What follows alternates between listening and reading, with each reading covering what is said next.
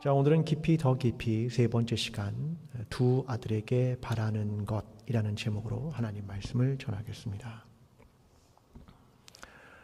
세상에는 대단히 위험한 단어가 하나 있다고 생각합니다. 그 중에 하나는 절대라는 말입니다. 절대. 이 말은 단정지음이라는 의미를 담고 있겠지요.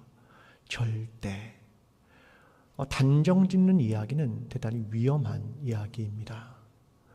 저는 여러분에게 질문하라는 이야기를 굉장히 많이 드리죠. 근데 질문은 이 단정지음과 굉장히 반대되는 의미라고 생각합니다.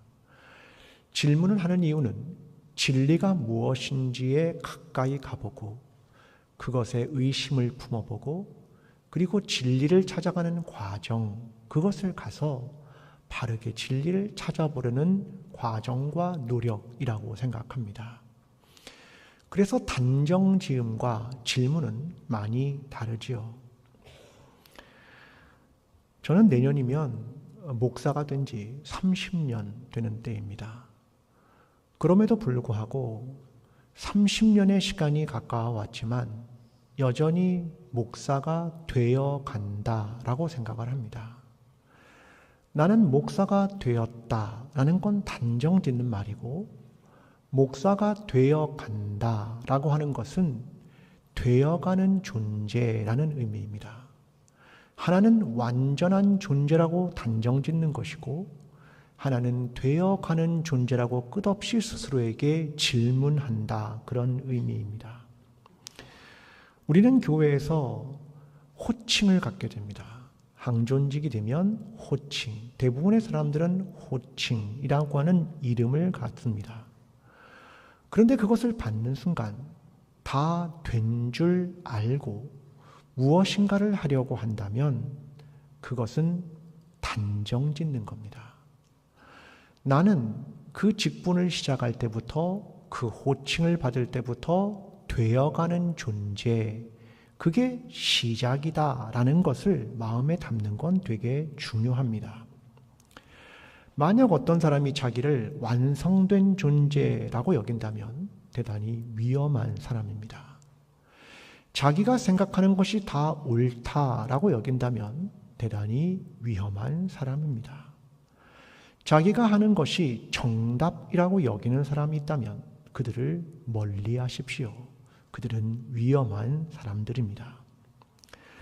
저는 결혼을 주례를 부탁하러 온 사람들에게 항상 하는 말이 있습니다.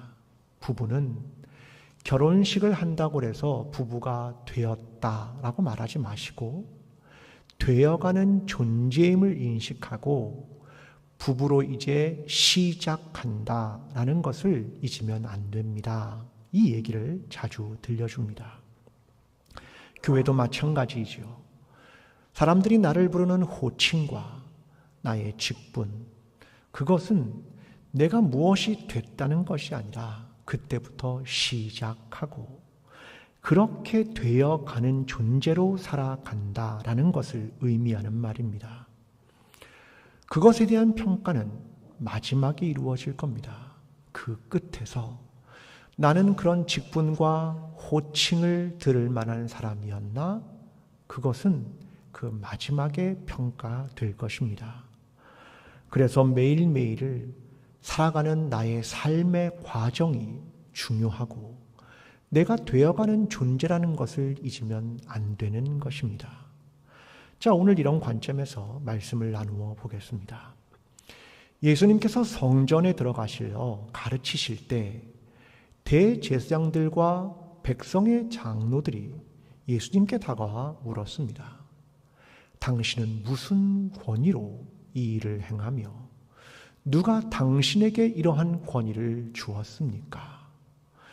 그러자 예수님께서 반문을 하십니다. 요한의 세례가 어디로부터 왔느냐? 하늘로부터냐? 사람으로부터냐? 그들은 이 질문에 답하기 위하여 의논을 하고 이러지도 못하고 저러지도 못하고 회피하며 우리가 알지 못하노라. 그때 예수님께서 나도 너희에게 내 권위가 어디로부터 왔는지 대답하지 않겠다라고 말씀하십니다. 이어서 두 아들의 비유를 말씀하십니다. 아버지가 두 아들에게 포도원에 가서 일하라 라고 이야기합니다. 첫째 아들은 아버지 가겠습니다 라고 하고 가지 않았고, 둘째 아들은 싫습니다. 그러나 가서 일을 했다. 둘 중에 누가 아버지의 뜻대로 행하였느냐 말씀하시며, 거기에 있는 청중들은 둘째 아들이니이다 라고 대답을 합니다. 주님은 세리와 창녀들이 너희보다 먼저 하나님의 나라에 갈 것이라고 말씀하시며, 세례 요한이 옳은 길을 보여주었으나 너희는 그들을 믿지 않았고 세리와 창녀들은 믿었다. 이것을 보고도 끝내 뉘우쳐 믿지 않았다 라고 말씀하셨다는 얘기가 오늘 본문 전체의 이야기입니다. 요로 다케시의 바보의 벽이라는 책이 있습니다. 바보의 벽. 이 얘기를 처음 시작하면서 요로 다케시는 하나의 이야기를 시작합니다. BBC 방송에서 임신부터 출생까지의 이야기를 다큐멘터리로 만드는 것이 있어서 그것을 학교에서 학생들에게 보여주었습니다. 거긴 남학생도 있고 여학생도 있었습니다. 그런데 둘의 반응은 전혀 달랐습니다. 여학생들은 이렇게 대부분 말합니다. 크게 도움이 됐습니다. 새롭게 알게 된 내용이 많았어요. 그런데 남학생들은 아닙니다. 다 아는 내용입니다. 복원 시간에 다 배웠던 내용입니다. 라고 말하는 것이었습니다. 왜 남학생과 여학생이 달랐을까요? 여학생들은 임신부터 출산까지의 내용이 남의 이야기가 아니라 나의 이야기입니다. 더 깊이 보는 것이고 배우려고 노력을 한 거고요. 남학생들은 자기의 일이라고 생각하지 않은 겁니다. 그래서 요로 다케시의 이야기는 이것입니다. 사람들은 자신이 알고 싶어하지 않는 일에 대하여는 스스로 정보를 차단해 버린다. 그러니까 내가 알고 싶지 않은 것은 정보를 차단해 버린다. 그게 벽과 같다. 근데 그 벽은 바보의 벽이다. 그렇게 말한다는 겁니다. 예를 들면 이거죠. 어떤 사람들이 이런 말을 합니다. 난 알아. 나 다 경험해봤어. 성경 공부를 하려면 나 옛날에 제자훈련 다 했어. 라고 말한다는 거죠. 그러면 난 알아. 라고 말하는 사람 안에는 벽이 생긴다. 그래서 외부의 정보를 받아들이지 않고 이것이 오히려 자기 자신을 가두기 때문에 배움이 일어나지 않고 변화도 일어나지 않는다. 그래서 이것을 바보의 벽 이렇게 부르는 겁니다. 사람들은 어떤 이야기가 들리면 나는 부족하다, 나는 배워야 돼 라는 것들을 마음에 품어야 성장하고 성숙하고 변화한다. 그런 이야기를 담고 있는 겁니다. 이제 본문으로 들어가 보겠습니다. 마태복음 21장 23절의 말씀입니다. 예수께서 성전에 들어가 가르치실세 대제사장들과 백성의 장로들이 나와 이르되 내가 무슨 권위로 이런 일을 하느냐? 또 누가 이 권위를 주었느냐? 자, 이 본문의 바로 앞에는 두 가지의 이야기가 등장합니다. 첫째, 예수님께서 예루살렘 성에 입성하셔서 성전을 정화하신 내용, 성전에 있는 잘못된 것들을 쫓아내신 내용이 하나. 두 번째 내용은 길을 지나가실 때 무화과 나무가 열매를 맺지 않자 그를 저주하시자 말랐다는 내용이 그 앞에 있는 두 가지의 내용입니다. 그런데 이게 계속 이어지면서 대상은 똑같습니다. 공통으로 등장하는 부류가 누구냐면 대제사장들과 백성의 장로들입니다. 그들은 예수님께 나와 물은 겁니다. 내가 무슨 권위로, 누가 너에게 권위를 주었느냐라고 물은 겁니다. 권위에 대한 질문이죠. 자, 그들이 이런 일을 묻는 것은 이런 일이라는 것은 사실 복수입니다. 그러니까 여러 가지 일을 말하는 거죠. 그러니까 네가 앞에서 한 성전 정화와 가르치는 일과 병을 고치는 일과 귀신 쫓는 이 모든 일은 신적 권위를 가지고 한 것이냐? 라고 묻는 겁니다. 마음에는 이런 게 있죠. 권위도 없는 자가, 뿌리도 없는 자가 불경스러운 일을 행하는구나 라는 걸 부각시키고 싶은 겁니다. 권위에 대한 질문을 하는 이유가 있죠. 기초를 흔들고 싶은 겁니다. 이렇게도 해보고 저렇게도 해보고 예수님을 쓰러뜨리고 싶은데 마음같이 안 되는 겁니다. 이번에는 백성들이 예수님에게 나와 자기의 겉옷을 깔고 종려나무 가지를 흔들며 메시아입니다 라고 환호를 하고 있는 겁니다. 그러니 그들은 자신들이 가졌던 종교적 지도자로서의 이 힘, 이 전통, 이 이름을 지키고 싶었고, 그래서 예수님을 뿌리채 흔드는 권위에 대한 질문을 던진 겁니다. 근데 이런 건 예수님에게만 있지 않습니다. 바울에게도 똑같이 있었습니다. 교회의 사람들이, 이상한 사람들이 바울의 사도권을 흔들었습니다.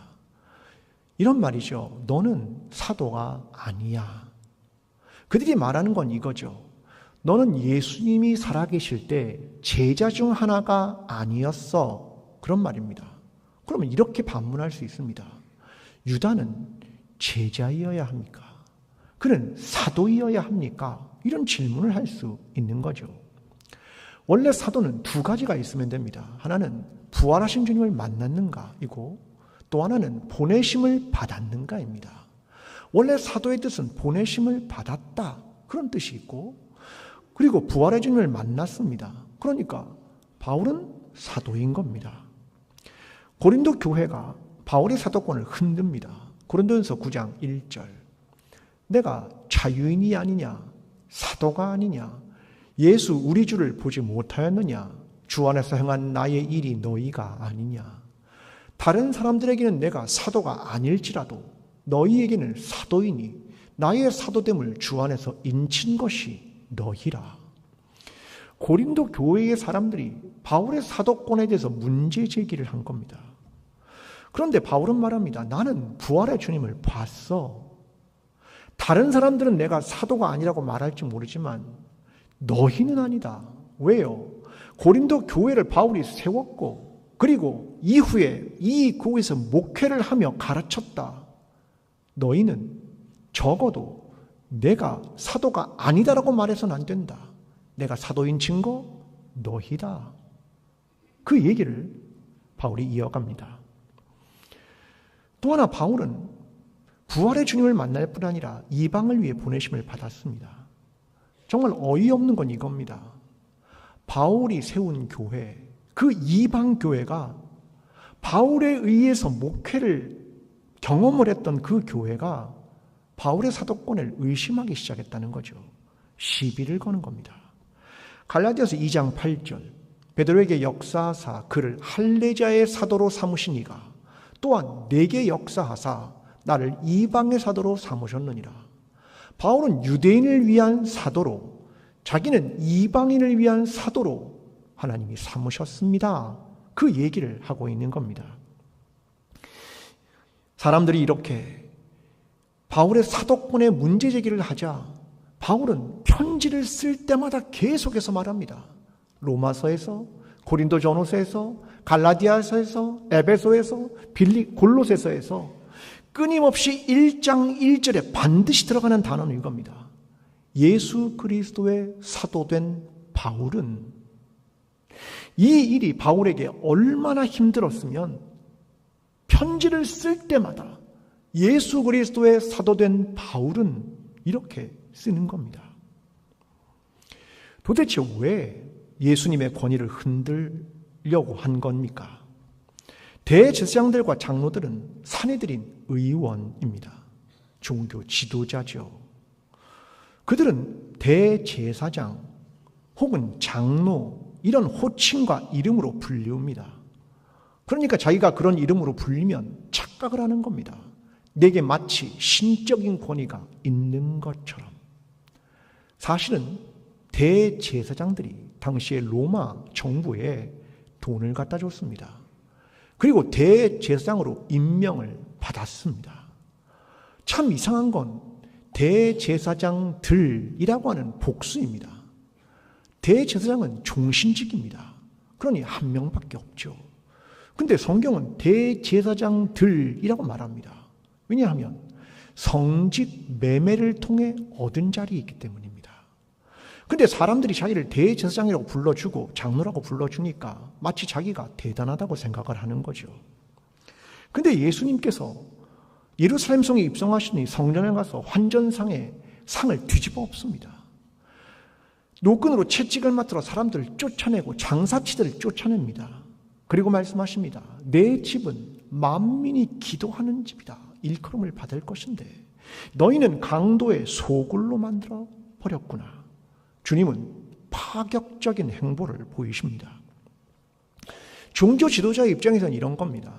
이건 내 영역인데, 성전은 내가 관리하는 지역인데, 이렇게 생각을 하니까 예수님을 가만둘 수가 없었습니다. 그들은 늘 이렇게 말했죠. 멀리 온 사람들을 위해, 그들의 편의를 위해, 그들을 도와주기 위해 우리는 거기서 장사를 허용한 겁니다. 재물을 팔도록, 환전을 하도록. 사실은 뒷돈을 받았습니다. 그리고 성전을 자기들의 소굴로 만들어버렸습니다. 그래서 예수님의 행동이 자기의 영역을 침범했기 때문에 예수님의 권위를 흔들어야만 했습니다. 어떻게든 꼬투리를 잡아야 됐고 어떻게든 넘어뜨려야 했습니다. 교회 지도자라고 생각하는 사람들, 항존직이라는 말은 대단히 두려운 말입니다. 왜냐하면 어쩌면 종신직 이거하고 같은 말이기 때문입니다. 우리는 항존직이 됐다고 하는 걸 자꾸 자랑하려 합니다. 근데 여러분 생각해 보십시오. 성도들보다 믿음과 신앙이 정말 더 좋으십니까? 자기들만의 소굴 속에 아늑함을 느끼는 건 아닙니까? 자기의 이익과 자기 자리에 연연하는 건 아닙니까? 우리가 차지한 성전에서 하나님과의 만남과 예수 그리스도의 말씀과 성령의 임재는 무시되고 예배를 드리지 않고 교회에서 일을 하기 위해 나오는 사람과 회의를 하러 나오는 사람들이 있습니다. 교회의 본질은 어디 가고 하나님과의 만남이라는 본질은 어디 가고 자기는 참석하지도 않는 예배 횟수와 시간에 문제제기를 하는 겁니까? 성령의 임재와 기도는 어디 가고 영혼을 돌보는 것은 어디 가고 말입니다. 우리는 누가 나를 그 호칭으로 불러줄 때 두려워해야 됩니다. 나 자신이 누구인가를 살펴야 됩니다. 난 믿음이 있는가? 나는 신앙이 있는가? 나는 내 소명의 자리를 다하고 있는가? 난 예수 그리스도를 따라가는가? 나는 섬김과 희생과 손해보는 일을 하는가? 깊이, 더 깊이 질문해야 하는 겁니다. 예수님은 여기에 대해 반박을 하십니다. 본문 24절입니다. 예수께서 대답하시되 나도 한 말을 너희에게 물으리니 너희가 대답하면 나도 무슨 권위로 이런 일을 하는지 이르리라. 자, 예수님은 여기에 반박을 하시며 하나의 질문으로 반문하십니다. 25절입니다. 요한의 세례가 어디로부터 왔느냐? 하늘로부터냐? 사람으로부터냐? 이 말은 이런 질문입니다. 요한의 세례가 있습니다. 그런데 요한의 세례라는 이 일은 어떤 권위로부터냐? 하늘로부터냐? 사람으로부터냐? 이 말은 이런 말이죠. 하늘로부터 권위가 있다면 그는 참 선지자이다. 사람들에 의해서 주어졌다면 그는 거짓 선지자이다. 이 질문입니다. 그때 대제사장들과 백성의 장로들이 모여서 회의를 합니다. 25절. 만일 하늘로부터라 하면 어찌하여 그를 믿지 아니하였느냐 할 것이요. 만일 사람으로부터라 하면 모든 사람이 요한을 선지자로 여기니 백성이 무섭다 하여. 자, 머리에 생각을 한 겁니다. 자, 그럼 하늘로부터 왔다. 그러면 참 선지자인데 너희는 왜 믿지 않았지?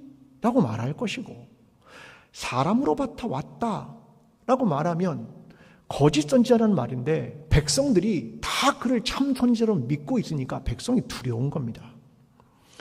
그래서 그들은 27절에 이렇게 답합니다. 우리는 알지 못하노라. 그랬더니 주님이 나도 무슨 권위로 이런 일을 하는지 너희에게 이르지 아니하리라.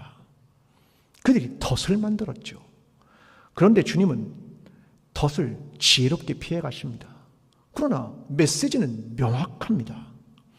세례 요한이 하늘의 권위로서 세례 사역을 했듯이 나도 하늘의 권위로 이 사역을 하고 있다. 이 메시지는 아주 명확하고 분명합니다. 그런데 주님이 직접적으로 이 말을 하면 또 꼬투리를 잡겠죠. 그러니까 주님이 지혜롭게 여기에 말하고 계신 겁니다. 오히려 백성들이 세례 요한을 참 선지자로 믿었습니다. 그리고 예수님의 말씀이 권위 있는 성경 해석임과 예수님이 귀신을 내쫓고 병을 고치는 기적을 보며 놀라움은 감추지 못했고 그를 메시아다라고 생각을 했습니다.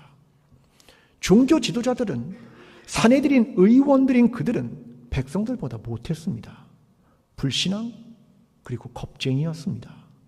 반대를 위한 번대를 하고 있었습니다. 그들의 이름에 하나도 걸맞지 않았습니다. 우리나라 말에 명실공히라는 말이 있습니다. 겉으로나 실제로나 다 같이 그런 말입니다. 저기서 명실이라는 말은 이름과 실제라는 것이죠. 이름과 실제가 같이 그런 말입니다. 공희라는 말은 모두 그런 말입니다. 그 사람의 이름과 실제가 모두 같이 그런 말입니다. 그 사람에게 불리는 호칭, 이름 이런 것들이 그 사람의 삶과 똑같다. 그런 말을 명실공히라는 부사입니다. 예전에 선인들은 아이들에게 아명이라는 걸 불렀죠. 어릴 때 부르는 이름입니다. 왜 아명을 부르냐면 어릴 때 부르는 이름과 그가 아이인 실제가 같아야 하기 때문입니다. 이게 명실공히 그런 말입니다. 어른이 되면 우리는 아이의 이름을 바꾸죠. 어른의 이름으로. 왜냐하면 성숙한 어른이 됐으니까 거기에 걸맞는 삶과 이름을 명실공히 하기 위해서입니다. 여러분 요즘은 어린아이들이 태명도 짓죠. 그런데 그 태명을 어른이 될 때까지 쓰지 않습니다. 왜요? 실제가 달라졌기 때문이죠. 사람이 더 성장하면 자라는 이름을 씁니다. 이건 스승이나 가까운 친구가 그의 덕망과 그의 예의 이런 걸 갖추어서 지어주는 이름입니다. 타자가 불을 볼 때 당신은 이러한 이름이 걸맞습니다. 그렇게 불러주는 이름을 자 이렇게 말하는 겁니다. 우리는 나의 이름과 타자가 부르는 호칭 그리고 나의 실제와 나의 삶이 같습니까? 우리는 명실공히 목사이고 명실공히 장로이고 명실공히 안수집사이고 명실공히 권사입니까? 이걸 모두 통합하면 우리는 명실공히 그리스도인입니까? 우리는 신앙을 다시 살펴보아야 하고 다시 본질로 돌아가야 하고 하나님께서 예수 그리스도를 통해 주신 말씀이 무엇이고 교회가 무엇이고 그리스도인은 누구이며 예배는 무엇인지 나는 혹시 나를 부르는 호칭과 내 이름에 걸맞는 삶을 살아가고 있는지 열매 맺는 삶을 살아가고 있는지 자신을 점검해야 합니다. 저와 여러분이 명실공히 그리스도인으로 살아가는 저와 여러분이 되기를 간절히 기도합니다. 이어서 주님은 하나의 비유를 말씀하십니다. 두 아들의 비유입니다. 보면 28절부터 30절입니다. 그러나 너희 생각에는 어떠하냐?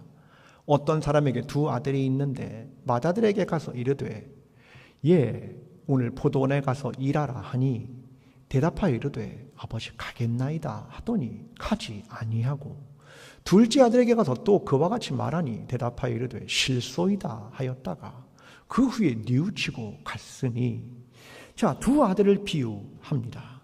그러면서 아버지가 예라고 부릅니다. 이건 어린아이에게나 애정어린 표현이죠. 포도원이라고 하는 장소는 구약 성경에서 소명의 자리를 이야기할 때 주로 사용하는 단어입니다. 큰아들에게 말합니다. 근데 큰아들이 가겠다고 하고 가지 않았습니다. 순종하지 않았다. 그들은 누구를 비유로 하는 겁니까? 대제사장들과 백성의 장로들, 그들을 가리키는 겁니다. 그들은 큰아들입니다. 왜냐하면 특권이 있습니다. 가정에서도 큰아들은 유대인에게는 2배의 상속이라는 특권과 제사장권과 왕권을 가진 건 큰아들입니다. 그러니까 큰아들은 특권을 가진 자, 대제사장들과 백성의 장로들을 의미합니다. 근데 둘째 아들은 다릅니다. 그들은 가지 않겠다고 말하고 실제로는 갔습니다. 그들은 세리와 창녀를 가리키는 겁니다. 특권 없는 자들. 근데 여기서 중요한 한 단어가 등장합니다.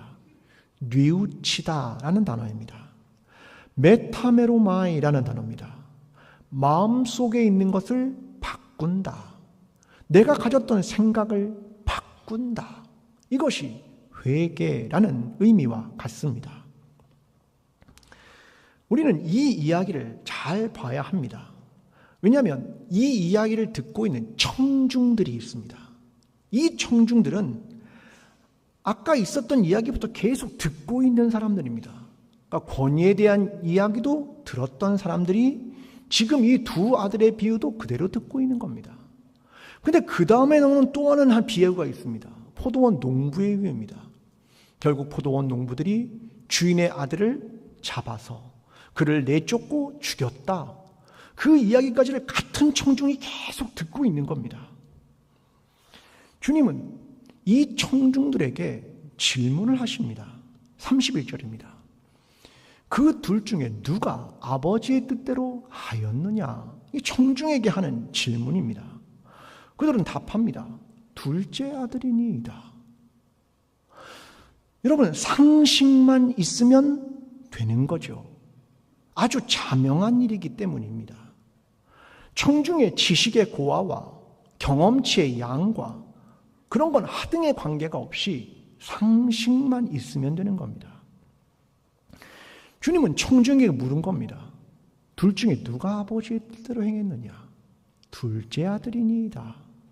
그러면서 직접 자기 입으로 답을 주지 않고 청중에게 말하게 합니다. 너희의 생각을 말해봐.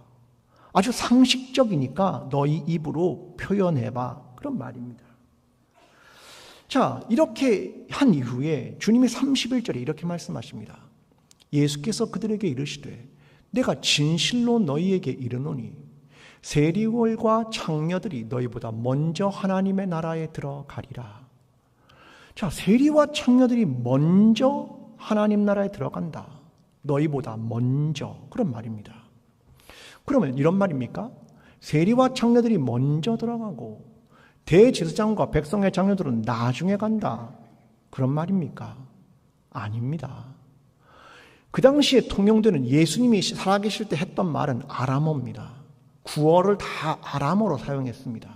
근데 아람어에 없는 중요한 것이 있습니다. 비교급이 없습니다. 아람어는 비교급이라는 게 없습니다. 뭐뭐보다 더, 이렇게 두 개를 비교해서 뭐뭐보다 더, 뭐뭐보다 먼저, 이런 표현이 아람어에는 없습니다. 그러니까 이 이야기는 세리들과 창녀들이 먼저 들어가고 너희가 나중에 간다, 그런 말이 아닙니다. 이 말은 세리와 창녀들이 들어가고 너희는 들어가지 못한다, 그런 말입니다.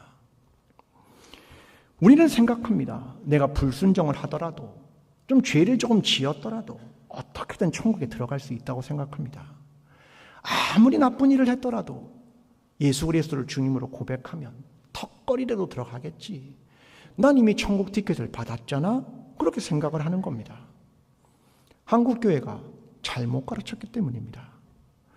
예수 그리스도를 주님으로 고백만 하면 천국에 들어갈 수 있다라는 믿음을 심었습니다.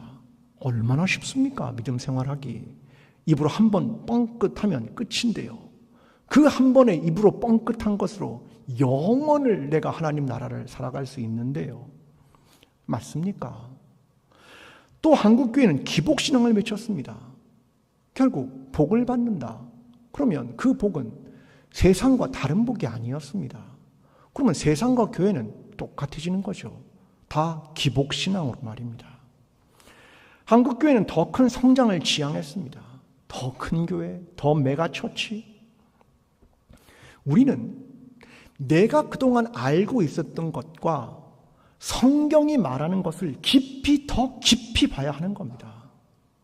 예수님이 하신 그 원문을 읽어내야 하는 겁니다. 예수님의 말씀은 내가 가졌던 믿음과 다릅니다. 예수님의 이야기는 이겁니다.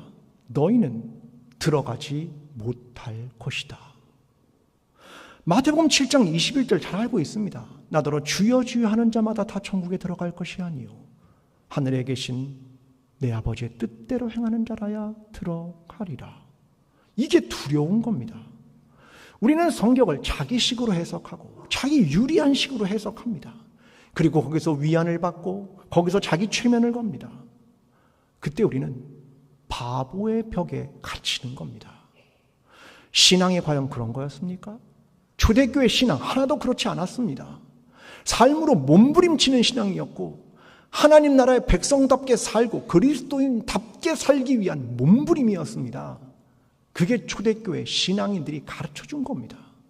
그런데 어느 순간 우리는 입만 한 번 뻥끗하면 고백만 입으로 하면 티켓을 따놨다고 생각합니다. 예수님은 그렇게 말씀하시지 않았습니다. 그리고 적어도 잘못했더라도 뭐가 필요하냐면 뉘우침이 필요하다는 겁니다. 본문 32절입니다. 요한이 의의 도로 너희에게 왔거늘 너희는 그를 믿지 아니하였으되 세리와 창녀는 믿었으며 너희는 이것을 보고도 끝내 뉘우쳐 믿지 아니하였도다. 뉘우침, 이 뉘우침이라고 하는 게 있습니다. 잘못을 했으면 뉘우치면 되는 거죠. 그런데 뉘우치지 않는 사람들, 끝까지 회개하지 않는 사람들, 그들에겐 가능성이 없다. 돌아와야 되는 겁니다. 가슴을 찢으며 돌아와야 되는 겁니다. 왜요? 이게 왜 그렇게 중요한지 아십니까? 이것이 하나님 나라에 들어갈 수 있느냐 없느냐의 문제이기 때문입니다. 여러분, 자존심이 그렇게 중요합니까? 내가 가진 욕심이 그렇게 중요합니까? 내 호칭과 이름을 지키는 명예가 그렇게 중요합니까? 성경의 해석이 자기는 정답이라고 생각하십니까?